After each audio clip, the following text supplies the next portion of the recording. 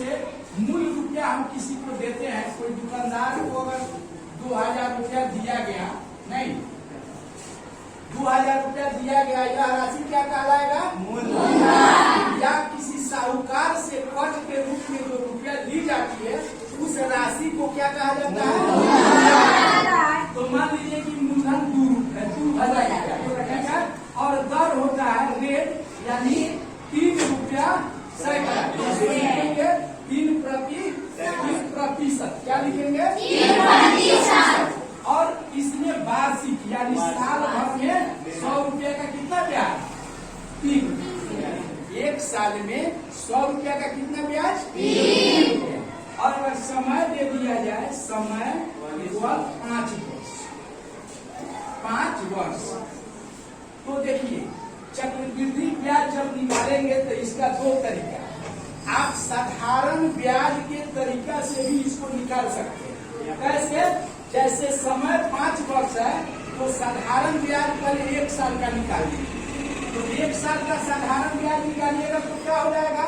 समय तो 1 वर्ष हो जाएगा। मूलधन 2000 है और दर कितना है? 3। तो साधारण ब्याज इक्वल क्या पढ़े हैं आप?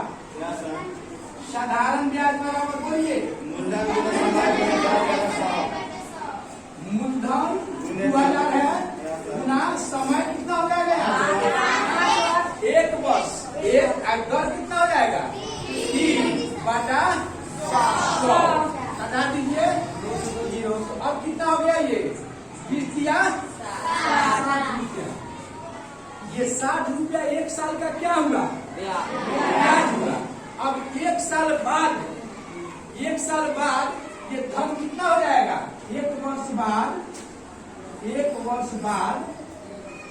धन कितना होगा? ये 2000 प्लस 60 तो कितना हो जाएगा? 2060 रुपया।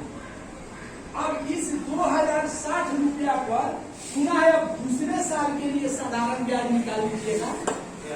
फिर वह जो ब्याज आएगा उसको किस चीज में जोड़ देंगे? मूलधन। तीसरे वर्ष के लिए वह मूलधन हो जाएगा। यह तरीका भी है जिसमें यह तरीका जो है कुछ ज्यादा हार्ड पड़ेगा। नहीं, यह तरीका हार्ड पड़ेगा।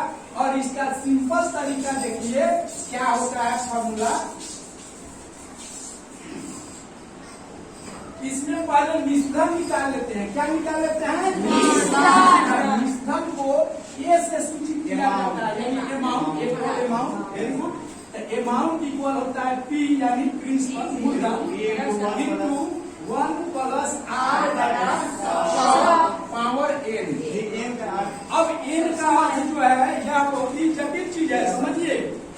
Number of conversion period, number of conversion period. ये आपके एनसीईआरटी के इस बुक में N का मतलब नहीं दिया। आप किसी से पूछ सकते हैं कि चक्रवृद्धि ब्याज का जो ये अमाउंट का फॉर्मूला होता है A equal P into 1 plus R/100 power N के जगह पर T क्यों नहीं?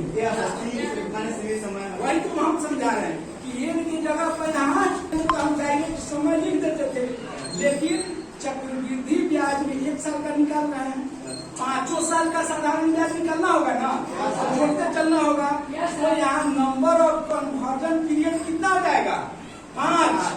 चक्रवृद्धि ब्याज के लिए ये नंबर ऑफ कन्वर्जन पीरियड कितना हो जाएगा? 5 हो जाएगा। यदि दे कि यहाँ ये वार्षिक है, दर दे दे कि 3% वार्षिक, समय दे दे कि 5 वर्ष, लिख दे कि ब्याज 6 माही संयोजित होता है, मतलब 6 महीना पर ब्याज को जोड़ा जाता है, तब क्या होता है? हाँ बोलिए। समय को दुगुना करते हैं और दर को आधा कर देते हैं। तो ये समय जब अब नंबर ऑफ कन्वर्जन पीरियड कितना हो गया? 10 हो जाएगा। और ये R कितना हो जाएगा? 1.5। तो अब N का मतलब समझ गए, यानी कितने वर्ष का चक्रवृद्धि ब्याज निकालना है, यही सूचित करता है नंबर ऑफ कन्वर्जन पीरियड। यानी उतना साल का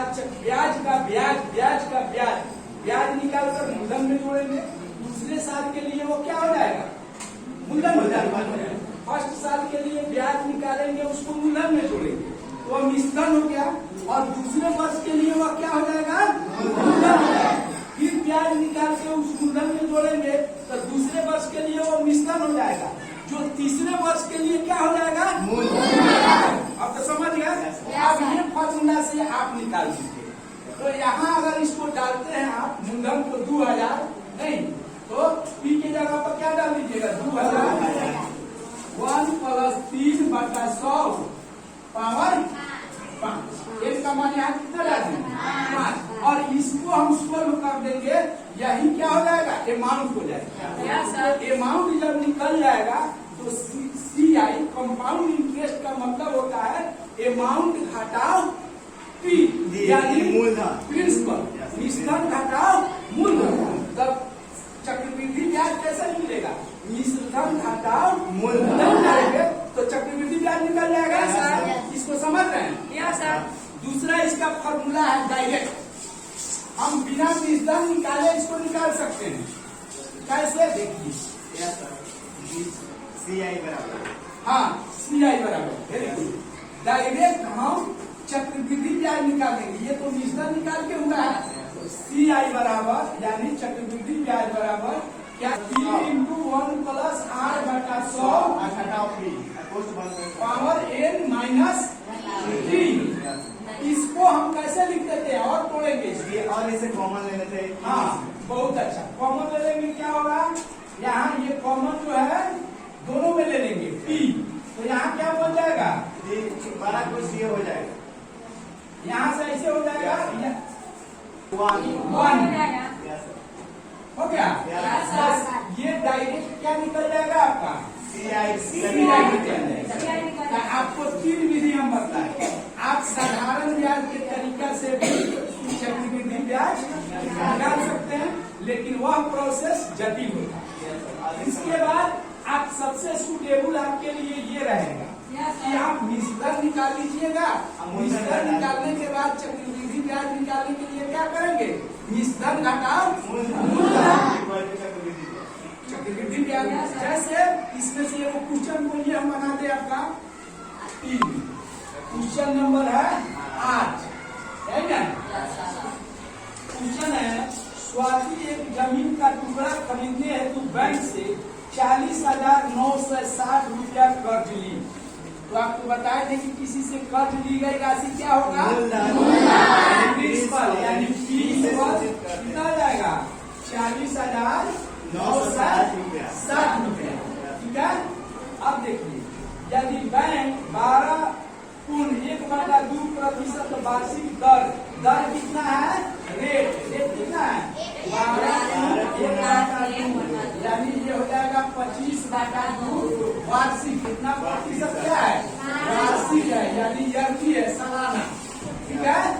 उसके बाद कह रहा है समय कह रहा है, यानी एन। ठीक है।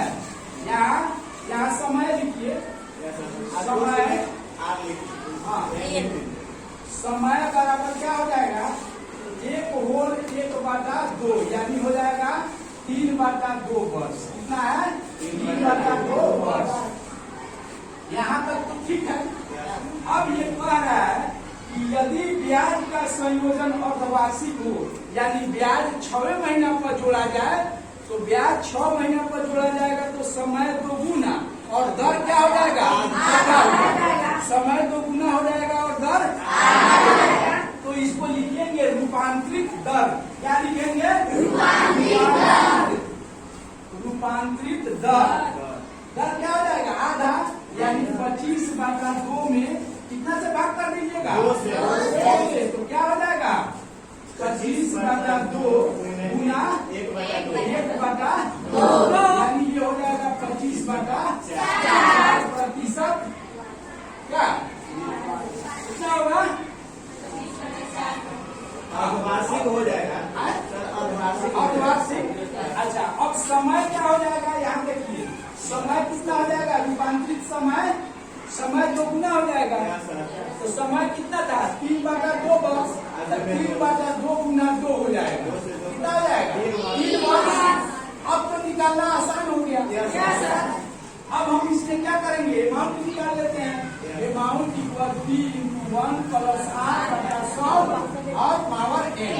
अब पी कितना है, 40,960 इंटू 1 प्लस रेट कितना है, ये 25/4। 25/4। तो यहाँ 25/4 करते हैं। और n कितना है, 3 नहीं, इसके बटा भी 100। 25/4। यहाँ कितना हो जाएगा, 100। अब 25 से ही कट गया, 4 हो गया यहाँ, तो कटाइएगा तो कितना हो जाएगा, 40,960।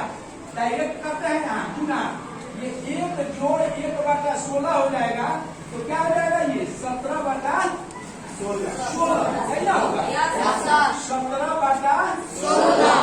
ये गुना कौ बार होगा, 3 बार। बस इसको कटा दीजिए, ठीक है, इसको कटा दीजिएगा नहीं, और इसको कटा दीजिएगा तो ये क्या हो गया, अमाउंट हो गया। और अमाउंट निकल जाएगा तो सी आई बराबर क्या करेंगे, उस अमाउंट में से हम मूलधन को 40,960 को घटा देंगे, मालूम हो जाएगा।